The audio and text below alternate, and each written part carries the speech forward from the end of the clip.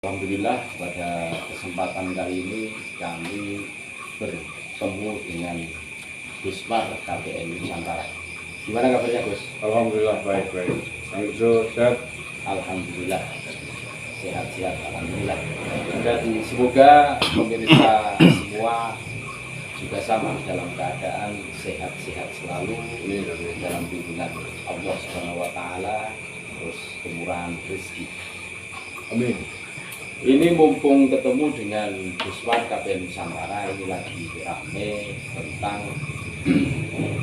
kisruh pengajian Safik Basalamah ya Gus ya, yang di Gunung Anyar Surabaya itu, yang mana sampai hari ini framing seakan-akan Banser itu membubarkan pengajian. Seakan-akan framingnya, narasinya kan seperti itu, seakan-akan Banser itu membubarkan pengajian. Padahal kami sebagai anggota Banser ini tidak pernah dididik seperti itu. Justru kami tegaskan bahwa anggota Banser itu menjaga pengajian kan dulu. Nah ini kok framingnya kok begini. Nah ini menurut pandangan Gusmar ini bagaimana? Oke, baik. Sungguhnya heran. Terima kasih. Iya. Jadi saya memang melihat framing media, baik media-media mainstream maupun media-media sosial, rata-rata menyebutkan Banser seolah-olah Banser mengobrak-abrik pengajiannya Ustadz Reza Safik Basalamah. Banser benar-benar terlihat disudutkan, dipojokkan oleh media-media tersebut. Jadi perlu saya tegaskan bahwa saya ingin sampaikan dulu Kang Ujo, bahwa sesungguhnya Indonesia itu harus dan wajib berterima kasih dengan Banser. Oh iya ya. Mengapa? Karena Banser sebagai warga masyarakat sipil ya, maksudnya kan sipil ya. Walaupun dididik paramiliter di Banser, tapi kategorinya adalah masyarakat sipil yang bekerja sukarela, tidak digaji oleh negara, tetapi dengan keikhlasan dan ketulusan berjuang menjaga marwah negara kesatuan Republik Indonesia, sekali lagi tanpa dibayar dan digaji oleh negara, tapi murni karena rasa hubul waton, rasa cinta tanah air, sebagai sebuah perwujudan ajaran yang disampaikan, yang diajarkan oleh Abdul Syekh Basil Asy'ari. Hubul waton minal iman, bahwa mencintai tanah air adalah bagian dari iman. Salah satu bentuk kecintaan Banser terhadap bangsa dan negara ini, terhadap tanah Nusantara Indonesia ini, adalah menjaganya dari setiap anasir yang ingin merusaknya, yang ingin mencabik-cabiknya. Di antaranya adalah bahwa sudah sekian waktu, beberapa tahun kita dihantui, kita mendapatkan tantangan, mendapatkan gangguan dari kelompok yang kita sebut intoleran. Oh iya. Kelompok-kelompok yang tidak menghargai perbedaan di tanah air ini. Kelompok yang sering merusak Bhinneka Tunggal Ika, merusak ukhuwah Islamiyah, ukhuwah watoniyah dan ukhuwah basyariah, merusak kerukunan hidup beragama dan bermasyarakat. Nah, salah satu kelompok yang merusak kerukunan hidup berbangsa dan bernegara ini adalah kelompok yang disebut dengan Salafi Wahabi. Kelompok bagian dari agama kita sebenarnya, ya, sesama muslim, tapi memakai ideologi garis keras yang tidak ramah dengan perbedaan. Kalau beda dengan amalan mereka disebut bid'ah, disebut musyrik, apalagi kafir dan lain sebagainya. Nah, kelompok-kelompok ini memang tidak pas, tidak tepat hidup di Nusantara. Mengapa? Karena akan merusak kerukunan bersama. Karena kita di tanah Nusantara ini adalah bangsa yang multi agama, multi budaya, multi bahasa dan sebagainya. Sehingga kalau kemudian salah satu agama memiliki sikap-sikap intoleran seperti itu, kemudian diimbangi juga oleh agama lain dengan sikap-sikap yang sama, ya bisa perang saudara, bisa masalah serius di tanah air.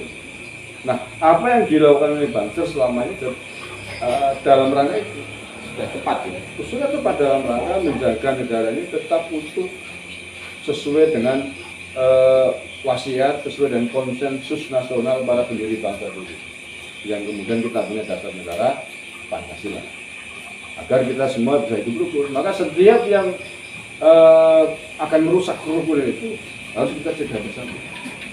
Makanya sekali lagi, sesungguhnya bangsa ini sangat berutang budi, berjasa, utang jasa dengan bangsa. Karena mereka lah yang selama ini paling di depan menjaga Bhinneka Tunggal Ika, agar bangsa dan negara ini tetap rukun. Coba yang lain mana? Yang seterang-terangan bangsa, yang berani kayak bangsa terang-terangan melawan kelompok-kelompok intoleran. Kita belum lihat yang seterang-terangan dengan bangsa. Partai politik mana? Bahkan partai penguasa, elit-elit partai lah. Mumpung sekarang masih musim pemilu, masih hangat-hangat. Mana kita melihat tokoh-tokoh partai politik yang bisa bersuara lantang kayak Banser, membela merah putih, membela Bhinneka Tunggal Ika. Ketika ada kelompok mereka mengharu biru merusak kerukunan, apa ada suara-suara dari elit partai politik apapun partainya lah, ya, termasuk partai yang sekarang berkuasa, bahkan partai yang nggak usah partai merah kuning, yang hijau pun bisa dihitung dengan jari yang bayi lantang itu melawan kelompok-kelompok intoleran itu. Loh, buktinya banyak. Kenapa mereka disebut intoleran? Termasuk Safrik Basalamah. Ya. Jejak digitalnya masih banyak. Bagaimana dia nyindir ibu-ibu yang punya nama Sri agar diganti. Tidak boleh pakai bumi pertiwi, memanggil istilah bumi pertiwi, tidak boleh. Katanya musri. Itu kan menyakiti kita punya tanah Nusantara ini. Padahal sebelum muncul Safik itu, ya, kalau boleh saya katakan, Ibu Pertiwi kan sudah muncul dulu, ya. Ibu Pertiwi kan istilah untuk tanah Nusantara yang kita cintai, tanah Nusantara kita, Nusantara milik kita. Itu kan jargon Banser. Terus yang lebih menyakitkan lagi itu statement dari Ustadz Safik Basalamah, Reza Safik Basalamah itu, pada saat misi pengajian, terus di situ itu bertanya kepada jamaah, kalian semua tahu seumpama ada golongan jamaah di masjid atau musola habis sholat maghrib terus itu teriak-teriak, itu apa namanya? Dijawab sama jamaah, itu namanya dzikir berjamaah. Bukan, itu adalah nyanyi-nyanyi. Itu kan sangat menyakitkan. Itu menyakitkan, itu kan merusak ukhuwah Islamiyah. Bahwa itu dilakukan oleh seluruh warga Nahdliyin di Indonesia. Dan mayoritas, ya. Warga Nahdliyin itu organisasi keagamaan Islam terbesar di dunia. Bukan hanya di Indonesia, di dunia. Itu saja sanggup ditohok begitu. Ini kan merusak persaudaraan umat Islam, ukhuwah Islam di tanah air. Nah, kita sebenarnya kan sangat toleran. Kita tahu Safik Basalamah warga keturunan dari mana? Iya. Keturunan warga asing kan? Asing, ya. Oh, ya. Dari Hadramau, dari Yaman, Arab lah. Dari namanya Basalamah. Ya. Kita tidak akan rasis lah, ya. Iya. Tapi tahu diri gitu. Ini tanah Nusantara kaya akan perbedaan, kaya akan budaya, kaya akan nggak usah banyak cincong, nggak usah banyak mulut yang merasa warga keturunan di tanah air. Siapapun lah keturunan manapun harusnya menghargai, terima kasih dengan khasanah budaya yang sudah ada di tanah Nusantara. Jangan macam-macam. Tapi kalau kemudian terus-terusin macam-macam, ya jangan salahkan Banser, jangan salahkan warga masyarakat Nusantara kalau kemudian lama-lama bangkit Ya. untuk menjaga harga diri. Memang benar, guys, apa yang jenengan sampaikan bahwa paham-paham Wahabi Salafi itu sangat berbahaya untuk Nusantara yang mana ya multikultural, banyak sekali perbedaan dan gitu ya. Dan mereka itu punya ciri khas. Kalau ciri khas sebenarnya itu mudah ditandai, tanda-tanda orang yang berpaham di Salafi itu kan. Dari penampilannya kan ya sangat jauh berbeda loh dengan orang. Salah satu ciri ya identifikasinya, walaupun sesungguhnya secara substansial adalah ajarannya, Iya, ajarannya. ideologinya. Tapi memang tidak bisa dipungkiri, fisiknya juga mudah dicireni. Kalau Banyumasnya gampang ditengeri, Tangeri ya. mambune be gampang, mambune be keton, liwat pak mambune keton. Terus gini Gus, ya ini kan banyak narasi-narasi miring tentang sahabat-sahabat bangsa di media sosial. Salah satunya itu ada narasi sahabat bangsa penjaga bijak, terus tukang ganggutan. Ini Gus, ini menurut Gus Mar gimana ini? Ya itu dia, itu adalah salah satu bentuk narasi ajaran yang intoleran, Iya. tidak menghargai perbedaan, tidak menghargai agama lain. Itu kan bagian dari rasa toleransi kita hidup di atas tanah Nusantara ini yang memiliki banyak perbedaan agama dan keyakinan. Nah, salah satu wujud kita mencintai tanah air, mencintai perbedaan itu, ya kita menjaga perbedaan itu agar tetap rukun, saling menghormati. Nah, kita sahabat-sahabat bangsa mewujudkan itu dalam bentuk ikut membantu menjaga mengamankan saudara-saudara kita non-muslim ketika merayakan hari raya, misalkan umat Kristiani, umat Nasrani itu kan dijaga. Ya dalam rangka menjaga keharmonisan itu bersama. Itu lebih baik dilakukan, itu lebih penting dilakukan. Walaupun kita itu berbeda-beda agama, tapi kita bisa rukun. Buktinya ada kan gitu ya. Dan akhirnya kita bisa hidup damai Ya. dengan keluarga itu. Daripada hidup satu agama tapi kemudian tidak rukun, saling berebut kekuasaan, merasa atau mengklaim kelompoknya yang paling benar, akhirnya perang, saudara. Contohnya udah banyak kan, Timur Tengah, Afghanistan 100% warganya muslim. Tapi perang saudara sudah 70 tahun lebih belum selesai antara faksi kelompok yang satu dengan yang lain. Sesama muslim ya, ada Taliban. Hari ini yang kuasa Taliban ya. Ada kelompok Mujahidin, ada kelompok ISIS gitu. Semuanya kan muslim semua, sesama muslim. Iya. Tapi mengapa kemudian mereka perang saudara sampai 70 tahun lebih belum selesai? Karena ego merasa mengklaim diri paling benar, paling bijak. Nah, kita apa ingin seperti itu? Tidak kan? Tidak. Kalau di Indonesia kemudian perasaan ego merasa paling benar dikedepankan, kehancurannya bisa lebih parah dari Timur Tengah. Timur Tengah karena beragam kita, tidak hanya muslim. Ya muslim kita sendiri satu agama aja bisa bentrok begitu, menyalahkan yang lain. Kita umat Nabi yang sudah lebih lama itu di Nusantara ini, kita pemilik Nusantara ini, amaliannya dihina-hina, dinyanyikan, dibisnyakan, ya lama-lama ya pasti takut. Itu ya. Kemudian ini Kang Jo yang ingin saya sampaikan dengan tuduhan bahwa Banser dituduh membubarkan pengajian mungkin orang. Itu perlu kita klarifikasi. Saya mendapatkan konfirmasi yang sangat akurat dari sahabat-sahabat di Surabaya. Jadi ini perlu saya sampaikan agar narasi itu tidak terus-terusan dikembangkan seolah-olah Banser yang kurang ajar kan begitu. Yang padahal pengajian. Padahal tidak. Banser sudah melakukan preventif jauh-jauh hari. Ini saya dikirim suratnya ya. Surat awal tentang keberatan sahabat pemuda Ansor di Gunung Anyar. Ini suratnya tertanggal 20 Januari 2024. Oh ya. Berarti kan sudah sebulan yang lalu ya. Surat keberatan atas rencana itu. Ini kan, iya, ini dikirimkan ke Yayasan Takmir Masjid As-Salam 5 Surabaya. Jadi keberatan untuk kemudian agar dipertimbangkan oleh takmir.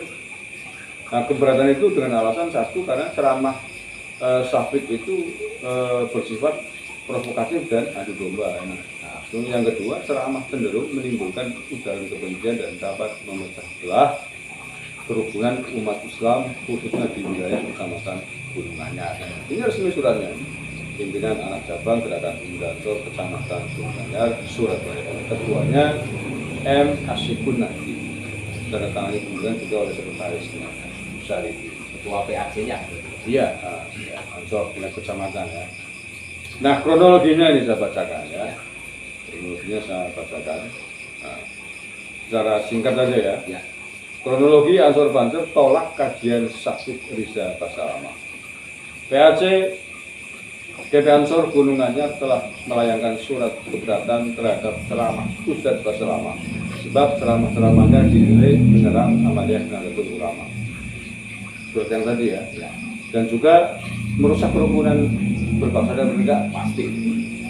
Kemudian ya, yang kedua, PAC GP Ansor Gunung Anyar tidak serta membubarkan begitu saja, tetapi memakai adat musyawarah dan tabayun dengan pihak panitia dan yayasan yang menyelenggarakan acara tersebut. Seperti mana surat tadi itu. Nah, kemudian musyawarah itu dihadiri oleh Koramil, Camat Gunung Anyar, Polsek, Takmir Masjid, yayasan serta PAC GP Ansor dan Satpol Banser Gunung Anyar. Ini jauh hari sebelum peristiwa itu. Iya. Jadi sudah sangat normatif, bertahap, bukan ujuk-ujuk Membubarkan gitu. masuk masjid membubarkan itu. Nah, kemudian ya setelah dilakukan musyawarah itu, nah, pertemuan tersebut disepakati meniadakan pemateri Sakit Riza Basalama untuk menjaga kondusivitas sebab kajian sang ustadz kerap mengatakan sesat amaliyah kelompok lain. Nah, tetapi kemudian kericuan terjadi lantaran panitia mengingkari kesepakatan untuk membatalkan kajian dan mengusir anggota Ansor dan Banser ketika masuk ke masjid untuk mengikuti sholat maghrib berjamaah. Jadi itu. Jadi bukan kericuan dalam rangka mengusir Ustadz Sakit Basalama. Jadi ketika itu sebelum terjadi sahabat-sahabat Ansor Banser masuk masjid untuk ikut sholat di sini berjamaah, tapi kemudian diusir oleh panitia karena masjid sehingga terjadilah kericuan. Ya, ini harus diketahui. Framing yang dibuat yang ada di media-media baik mainstream maupun media sosial seolah Banser datang bubar. Banser datang ingin sholat berjamaah, sholat maghrib, kemudian diusir oleh panitia dan ahli masjid tersebut. Ya, terjadilah kericuan. Ya, ini perlu saudara-saudara semua tahu bahwa agar kita bisa bersikap adil, bukan seperti itu. Banser ya tidak sebesar itulah. Banser mengalami mengikuti diklat dan sebagainya karena dilatih bagaimana cara menghadapi situasi. Dari begitu kami coba. Ya, mungkin sementara itu dulu itu. Oke. Jadi intinya bahwa sekali lagi saya tegaskan kita semua itu harus berterima kasih kepada Banser, pada Banser di seluruh Indonesia yang tanpa digaji mau rela mengorbankan tenaganya, pikirannya, waktunya untuk menjaga kerukunan antar umat beragama di Indonesia demi rasa cinta terhadap tanah airnya. Wujud bentuk bukti dari cinta dia adalah menjaga yang dicintai agar tidak dirusak oleh orang lain, Oleh paham-paham intoleran kan ya, diantara yang ingin merusak Bhinneka Tunggal Ika kita. Ya, paham-paham intoleran. Kang Ujo misalkan punya istri yang sangat dicintai, Anda mengatakan cinta sekali dengan pasangannya. Ada orang mengganggu, kemudian dibiarkan apa dilawan? Oh, dilawan. Itu kan bentuk dari rasa cinta ya. Jadi intinya jangan ngaku cinta kalau ada orang yang mengganggu, Diam saja. diam saja. Berarti cinta Gombal. itu, cinta palsu. Itulah saudara-saudaraku semua yang sangat saya cintai, saya banggakan dimanapun Anda berada. Ngobrol-ngobrol kami dengan Gus Par KPI Nusantara. Terima kasih banyak Gus Par ya. Sama-sama. Atas ilmu, atas apa yang disampaikan. Mudah-mudahan kita semua paham kronologi kejadian tentang kisruh pengajian Ustadz Safik Basalamah di Gunung Anyar tepatnya. di Surabaya. Dan semoga kita semua mengerti pentingnya mencintai NKRI untuk menjaga selalu dari paham-paham atau siapapun yang mencoba untuk merusak kesatuan dan persatuan kita semua. Terima kasih banyak. Tetap NKRI harga mati. Assalamualaikum warahmatullahi wabarakatuh. Waalaikumsalam.